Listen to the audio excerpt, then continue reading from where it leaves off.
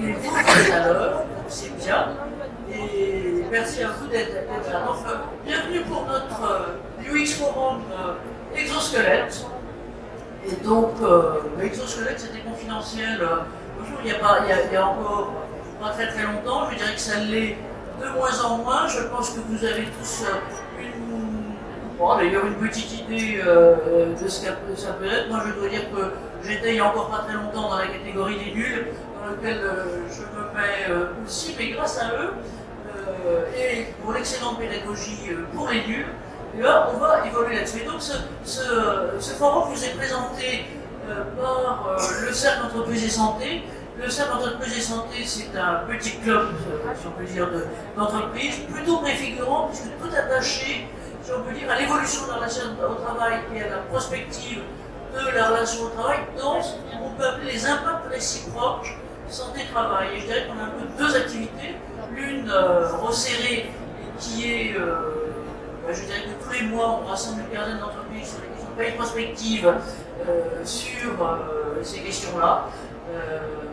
Et puis une autre sur laquelle, avec nos membres et d'autres de façon élargie,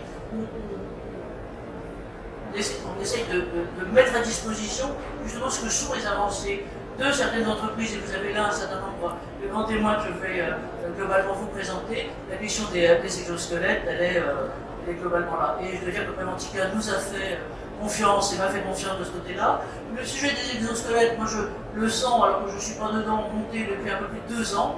On a commencé ponctuellement à faire au sein de conférences sur la robotique collaborative un petit point globalement là-dessus, là, il y a déjà 2 ans. On a organisé en octobre dernier, merci pour ceux qui étaient déjà là, le premier UX Forum à Préventica à Bordeaux.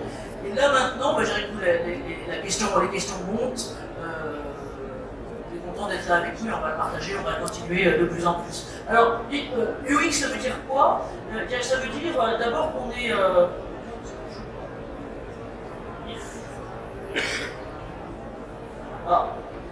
Vous voyez, quand on parle de technologie, il y a des trucs qui ne marchent pas. Et là, par exemple, mon machin, il est pas content. Est-ce que tu pourrais essayer de me le déclencher? Ça serait sympa. Bonjour Christine. UX, pourquoi? UX, c'est logique utilisateur. L'autre, on a dit, c'est... Super. Merci. Donc, il fallait qu'il y ait la main du maître. UX, à Préventica, c'est regarder systématiquement les innovations technologiques qui ont un fort impact santé-travail. Et donc, il y a eu une première édition donc, en octobre dernier à Bordeaux, et puis cette année, on en a, je dirais, 2, là maintenant sur les exosquelettes, et tout à l'heure, si vous êtes encore frais, après le déjeuner, sur les biotech-med, c'est-à-dire en gros, cette fois-ci des choses qui sont plus du côté de la téléconsultation appliquée à la santé-travail, et aussi d'autres types de développement pour smartphone. Voilà globalement ce qu'il en est. Ce qui est important, encore une fois, ce que je vous disais, c'est qu'on voit bien dans le cheminement qu'on passe de robotique collaborative à exosquelette, globalement, et voilà, et avec des applications qui sont beaucoup moins lourdes. On avait par exemple hier, on travaillait en robotique collaborative, et notre intervenant que je salue là, qui est dans la salle là maintenant, nous disait écoutez, moi, dans mon entreprise, qui est une entreprise de mécanique de la région de Rhône-Alpes, j'ai implanté depuis longtemps une robotique industrielle, et le temps de prise en main,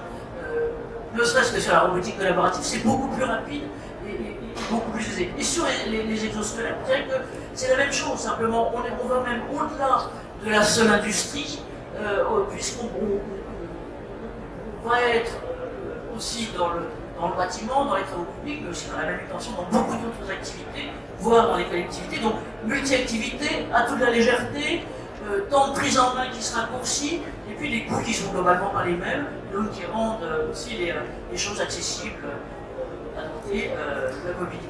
Alors, je voulais vous présenter, et je vais revenir en arrière, pardon, nos intervenants et nos concours.